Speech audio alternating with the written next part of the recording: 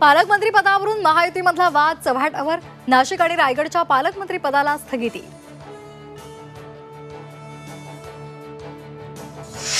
कार्यकर्त्यांची इच्छा असेल तर आगामी स्थानिक स्वराज्य संस्थांच्या निवडणुका स्वबळावर लढवू, खासदार अशोक चव्हाण यांचे संकेत।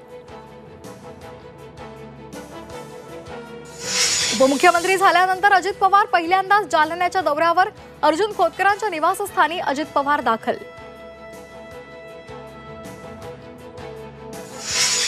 वाल्मिक कराडच्या जामीन अर्जावर आज सुनावणी। केज न्यायालयामध्ये होणार सुनावणी। खंडणी प्रकरणात जामीन मिळाला तरीही वाल्मिकची कोठडीतच रवानगी।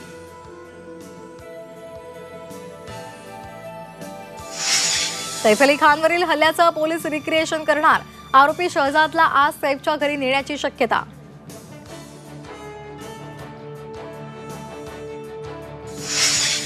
जानेवारीच्या पंधरवड्यातच राज्यामध्ये हिवताप, डेंग्यू आणि चिकुनगुनियाचा मोठा प्रादुर्भाव। राज्यामध्ये हिवतापाचे 401, डेंग्यूचे 210 तर चिकुनगुनियाचे 130 रुग्ण आढळले।